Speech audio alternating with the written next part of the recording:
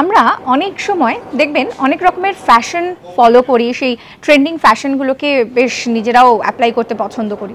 কিন্তু জানেন, ভিক্টোরিয়ান আমলে যে ফ্যাশন এসেছিল তার সঙ্গে এক মহামারীর যোগ রয়েছে। হ্যাঁ, শুনতে অবাক লাগলেও সেই ঘটনাটাই ঘটেছিল। সেই সময় দাঁড়িয়ে যক্ষ্মা যেন হয়ে দাঁড়িয়েছিল একেবারে মৃত্যুর জম।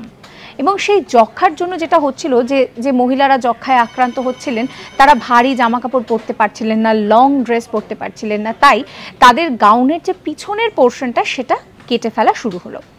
এইভাবে কিন্তু দেখা গেল যে এই যে একটা সুন্দর যে পিছন দিকটা শর্ট থাকে, সামনের দিকটা লং থাকে, বা সামনের দিকটা শর্ট থাকে, পিছন দিকটা লং থাকে, এই যে কনসেপ্টটা, এই কনসেপ্টটা কিন্তু সেই সময় পর্বে এসেছিল।